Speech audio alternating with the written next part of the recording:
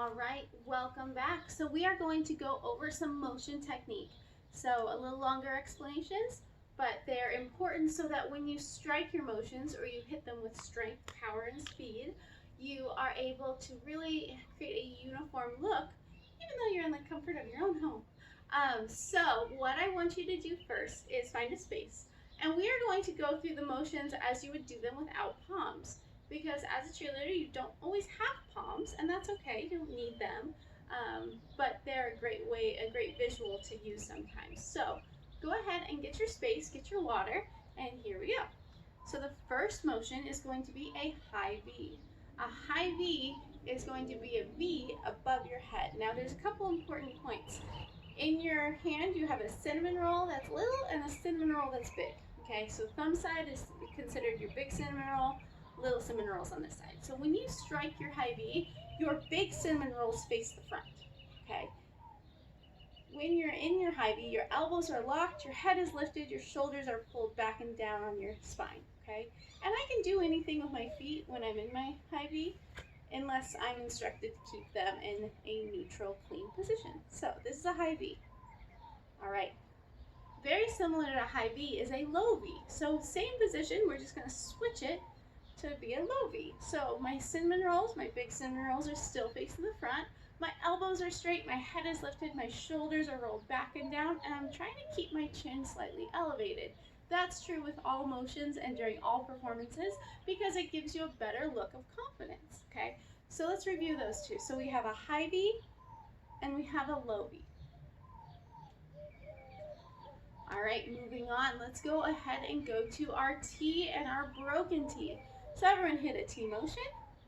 This is a T. It goes straight across like a horizon. Your big cinnamon rolls are facing the front and your arms are locked out straight and tight. And I'm hitting them strong.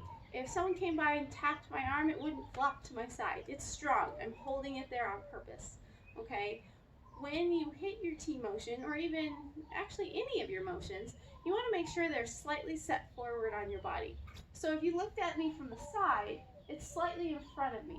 The reason for that is you can see it out of your peripheral, so you know if your arms are up, okay?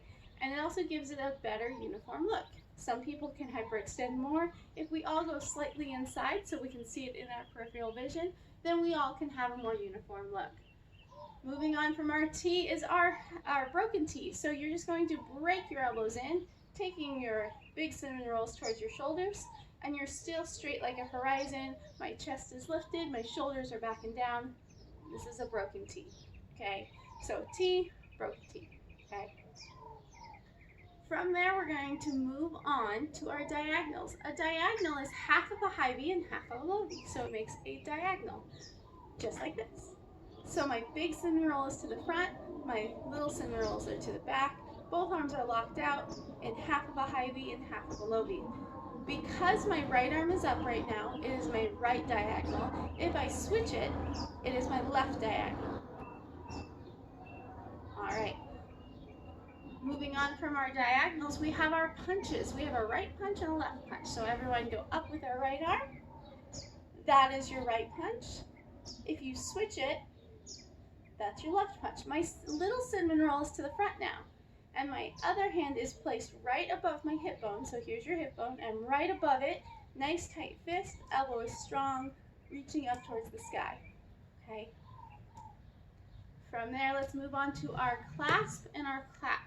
A clasp is right underneath our chin, our elbows are tucked tight, and our fist is making almost two C's come together, okay? So this is a clasp.